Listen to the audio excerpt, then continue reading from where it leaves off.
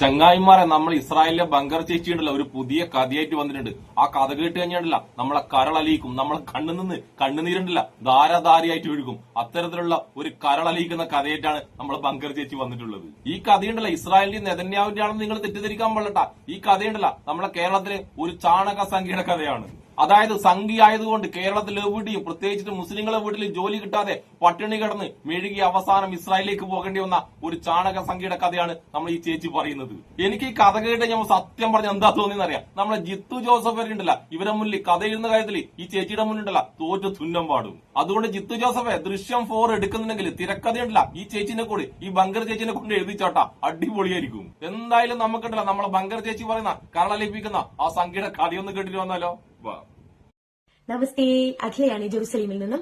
വളരെ സീരിയസ് ആയിട്ടുള്ള ഒരു കാര്യം നിങ്ങളുടെ ഷെയർ ചെയ്യാൻ വേണ്ടിയിട്ടാണ് വന്നിരിക്കുന്നത്. നിങ്ങൾക്കറിയാലോ ഞാൻ ഇസ്രായേലിലെ ജെറുസലേം എന്ന് പറഞ്ഞ സ്ഥലത്താണ് നിൽക്കുന്നതെന്ന്. അപ്പൊ ഇതിന് കുറച്ച് ദൂരെയായിട്ട് റിഷോൺ ലെറ്റ്സിയോൺ എന്ന് പറഞ്ഞിട്ടൊരു സ്ഥലമുണ്ട് കേട്ടോ.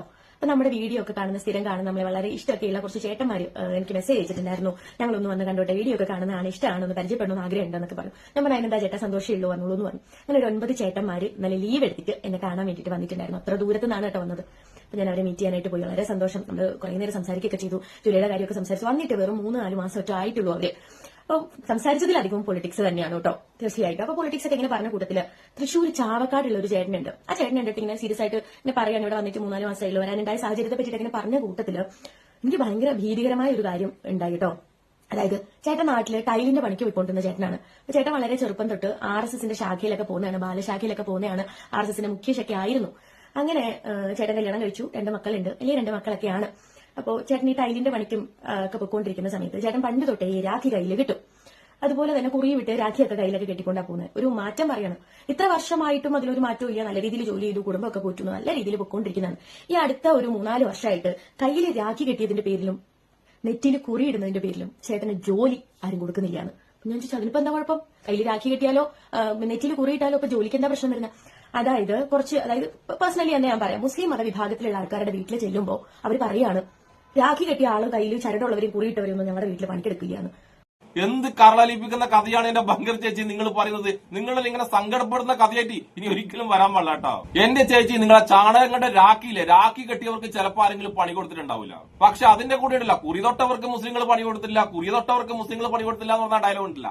ആ ഡയലോഗ് തൽക്കാലം പറയാൻ നിൽക്കണ്ടാവും. കാരണം ഞാൻ അടക്കമുണ്ടല്ലോ അമ്പലത്തിൽ പോയിട്ടുണ്ട്, നല്ല ചന്ദനക്കുറിയും വെച്ചിട്ട് തന്നെയാണ് ഏറ്റവും കൂടുതൽ മുസ്ലിങ്ങളെ വീട്ടിലുണ്ടല്ല ജോലിക്ക് പോയിട്ടുള്ളത്. എന്തിന് ശബരിമലയിൽ പോകാൻ വേണ്ടിട്ട് മാലയിട്ട ശേഷം ഉണ്ടല്ല മുസ്ലിങ്ങളെ വീട്ടിൽ ജോലിക്ക് പോയാലുണ്ടല്ല നമ്മളെ വീട്ടിൽ നിന്ന് കിട്ടുന്നതിനും കിട്ടിയ അടിപൊളി പച്ചക്കറി ഉണ്ടല്ല അവരെ വീട്ടിൽ നിന്ന് അവർ നമുക്ക് ഉണ്ടാക്കി തരും. അങ്ങനെ അവർ ഉണ്ടാക്കി തന്നിട്ടുണ്ട്. ആ ഭക്ഷണം ഉണ്ടല്ല നല്ലോണം ഞാൻ കഴിച്ചിട്ടുണ്ട്. പിന്നെ ചേച്ചി പറഞ്ഞ് ഈ കരളലിപ്പിക്കുന്ന കഥയിലെ സംഖ്യയുടെ കഥ എന്തായിരിക്കും അറിയാം. ആ സംഖ്യ ഉണ്ടല്ല നാട്ടില് പച്ച വർഗീയത, മുസ്ലിങ്ങളെ കുറിച്ച് പച്ച വർഗീയത പറഞ്ഞു നടക്കുന്ന ആളായിരിക്കും. അങ്ങനെ മുസ്ലിങ്ങളെ തെറി പറഞ്ഞു നടക്കുന്ന മുസ്ലിങ്ങളെ ഇല്ല ഈ നാട്ടിൽ ഓടിക്കണം എന്ന് പറഞ്ഞ ഒരു സംഖ്യക്കുണ്ടല്ല, ഒരു മുസ്ലിം എന്നല്ല ഒരു ഹിന്ദുവും പണി കൊടുക്കില്ല എന്റെ സംഖ്യ ചേച്ചിയെ. അങ്ങനെ പറഞ്ഞു നടക്കുന്ന ഒരാൾക്കുണ്ടല്ല മുസ്ലിങ്ങൾ ജോലി കൊടുക്കണം എന്ന് പറഞ്ഞു കഴിഞ്ഞാല് എന്ത് കോമഡിയാണ് എന്റെ ബങ്കർ ചേച്ചി നിങ്ങൾ പറയുന്നത്.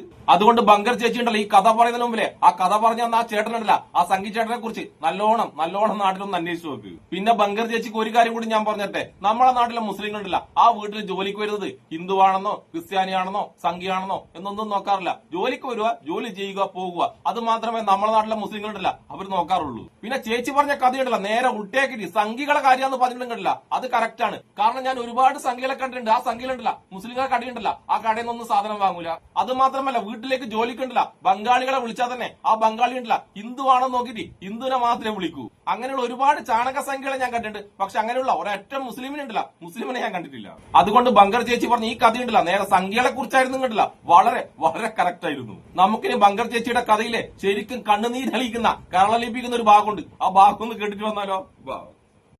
അപ്പോ ഇതിന്റെ കോൺട്രാക്ടർ ആയിരിക്കുന്ന ബെന്നിച്ചേട്ടൻ എന്ന് പറഞ്ഞൊരു ചേട്ടനാണ് കേട്ടോ പുള്ളി പറഞ്ഞത്. ബെന്നിച്ചേട്ടൻ വന്നിട്ട് പറയാണ്, മോനേടാ നീ ഇനി മുതൽ ജോലിക്ക് വരുമ്പം കയ്യിൽ രാഖിയൊന്നും കെട്ടരുത്, കുറിയൊന്നും ഇടരുത്, നീ ഇവിടെ കുറിയൊക്കെ ഇട്ടിട്ട് വന്നു കഴിഞ്ഞാൽ ജോലിയൊന്നും കിട്ടൂല കേട്ടോന്ന്.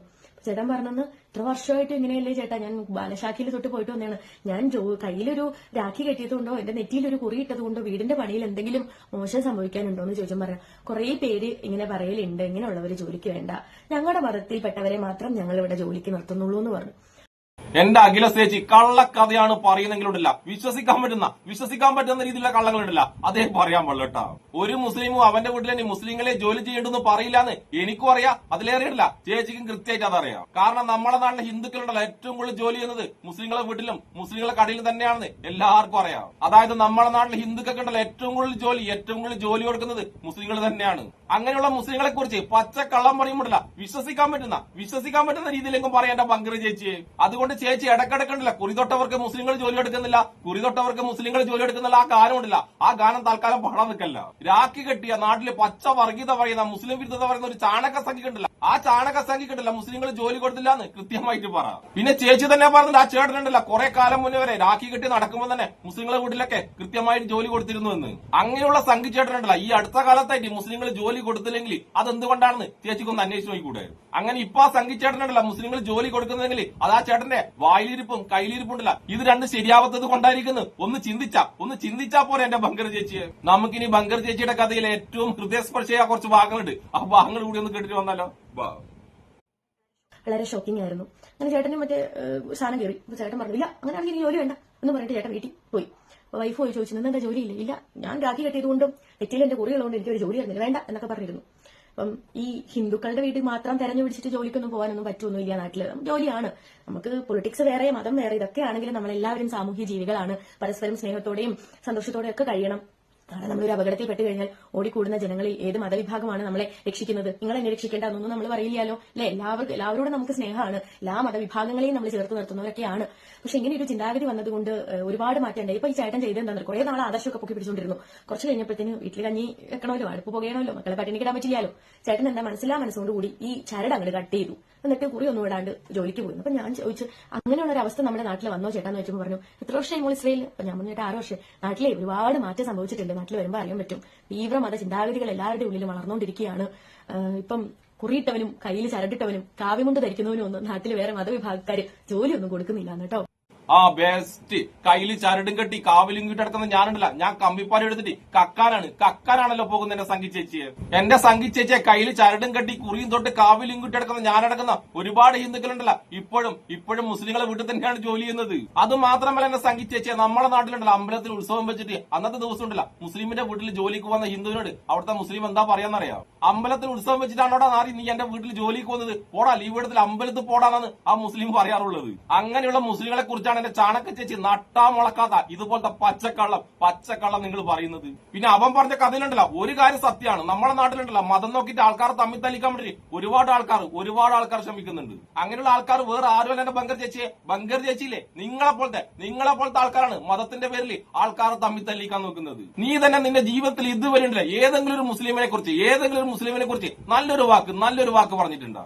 എന്ത് കേസ് ഉണ്ടായാലും ആ കേസിൽ എവിടെയെങ്കിലും ഒരു മുസ്ലിം നാമധാരി ഉണ്ടെങ്കിൽ അതിന്റെ പേരിൽ മുസ്ലിം സമുദായത്തെ മൊത്തം ഉണ്ടല്ല തീവ്രവാദികളാക്കാനും കുറ്റക്കാരാക്കാനും മാത്രമല്ലേ നീ ഇതുവരെ സംസാരിച്ചിട്ടുള്ളൂ. എന്നിട്ട് ഉളുപ്പം നാണവും അല്ലാതെ പറയുന്നത് നമ്മുടെ നാട്ടിലുണ്ടല്ലോ മതത്തിന്റെ പേരിൽ വേർതിരിവുണ്ടാക്കുന്ന ആൾക്കാരുണ്ട് എന്ന്. നീയും നിന്നെപ്പോഴത്തെ ചാണക സംഘടന ഏറ്റവും കൂടുതലുണ്ടല്ലോ മതത്തിന്റെ പേരിൽ നമ്മുടെ നാട്ടിലുണ്ടല്ലോ വേർതിരിവുണ്ടാക്കാൻ നോക്കുന്നത്. പിന്നെ ചേച്ചി പറഞ്ഞ ഈ കഥയിൽ ആദർശധീരനായ ചാണക സംഘിച്ചേട്ടനുണ്ടല്ലോ അവസാനം രാഖി വെച്ചിട്ടുണ്ടല്ലോ മുസ്ലിമിന്റെ വീട്ടിൽ ജോലിക്ക് പോയി എന്ന് പറഞ്ഞില്ലേ, അത് വളരെ സങ്കടം ഉണ്ടാക്കുന്ന കാര്യാട്ടാ. ചേച്ചി പറഞ്ഞ കഥയിൽ ആ ഭാഗങ്ങളുണ്ടല്ലോ സംഖ്യക്ക് വരെ തീരെ ഇഷ്ടപ്പെട്ടിട്ടില്ല. അതുകൊണ്ടാണ് ചേച്ചി പറഞ്ഞ ഈ കഥക്കുണ്ടല്ലോ സാധാരണ കിട്ടുന്ന റീച്ച് ഉണ്ടല്ല തീരെ റീച്ച് കിട്ടാതായി പോയത്. ശരിക്കും പറഞ്ഞ ആദർശധീരനായ ആ ചാണക സംഘിച്ചേട്ടനുണ്ടല്ല രാഖി കെട്ടിക്കൊണ്ട് തന്നെ എവിടെയാണ് പോകേണ്ടതെന്ന് അറിയോ? 24 മണിക്കൂറും ഹിന്ദുവിനെ ഉണർത്തുന്നു പറഞ്ഞ് കുറെ ചാണക സംഖ്യകൾ നമ്മുടെ നാട്ടിൽ നടക്കുന്നത്. ആ ചാണക സംഖ്യകളെ വീട്ടിൽ പോയിട്ടുണ്ടല്ല അവരെടുക്കുന്ന ചെലവിന്റെ പൈസ വാങ്ങണമായിരുന്നു ആ ആദർശധീരനായ ചാണക സംഘിച്ചേട്ടൻ. അങ്ങനെയായിരുന്നു ചേച്ചി പറഞ്ഞ ഈ കഥയുടെ ക്ലൈമാക്സ് എങ്ങനെയുണ്ടല്ല, പക്ഷേ സംഖ്യയിലുണ്ടല്ല പൊളിച്ച് തകർത്തനെ.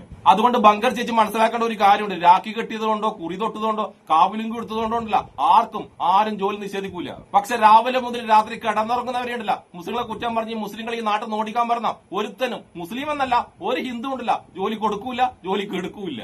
അതാദ്യം മനസ്സിലാക്കിയിട്ട് മാത്രം ഇതുപോലുള്ള കള്ളക്കഥകൾ പറയാൻ വേണ്ടി ചേച്ചി ഇനിയുണ്ടല്ല ബങ്കറിൽ നിന്ന് പുറത്തു വരാൻ പാടുള്ളൂ. അപ്പോഴെന്തായാലും യുദ്ധം ലേശം കുറഞ്ഞപ്പം ബങ്കറിൽ നിന്ന് വന്നിട്ട് ഇതുപോലുള്ള പച്ച കള്ളക്കഥകൾ നമുക്ക് പറഞ്ഞു തന്നാ നമ്മളെ ബങ്കർ ചേച്ചിക്കും ഇഷ്ടപ്പെടുന്ന എല്ലാവർക്കും എന്റെ ഒരു നല്ല സുലാൻ.